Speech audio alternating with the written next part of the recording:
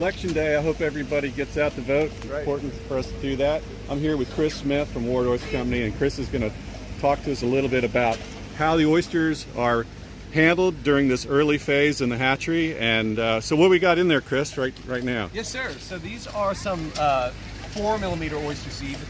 So these are all triploid oysters. A lot of what we grow here in Virginia are triploids. They grow a little bit faster.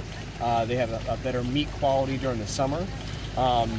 But this would have been spawned in our hatchery probably in August or so.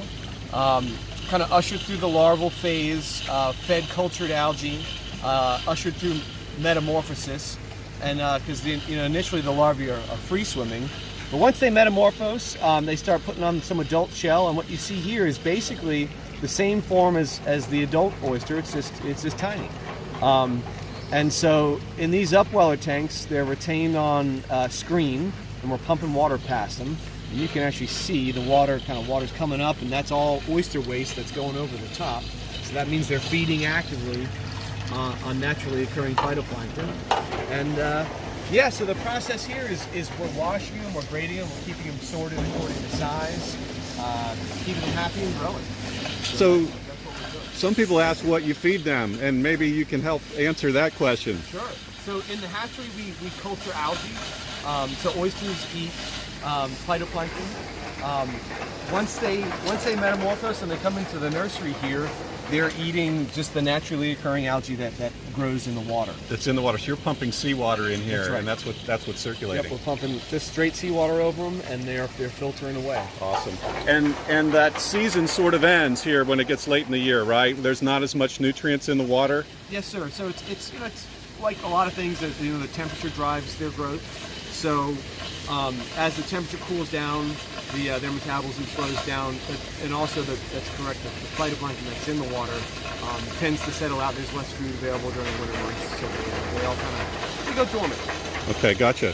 So Awesome Oysters just purchased 50,000 seed oyster today, and so again, looking at that, how do you don't count 50,000 oysters, right? No, you wouldn't do that. No, please no. No. How does that work? So we'll count. Usually we'll do it by weight. So we'll weigh a known sample.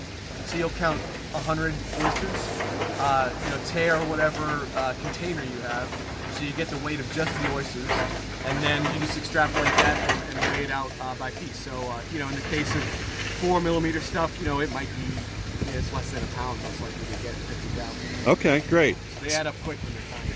So that's what we're going to do. We're doing this little project with the St. James Episcopal School in Warrenton, Virginia.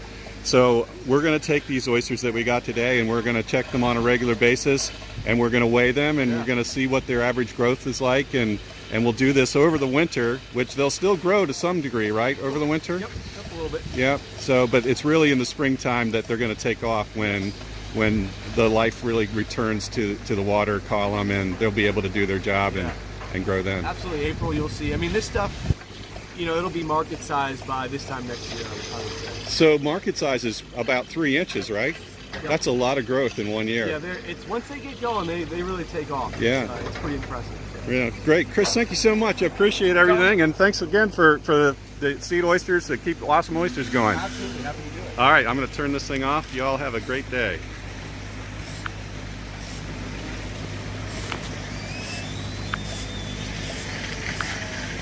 So hard. Oh, there it is. So hard to see in the sunshine.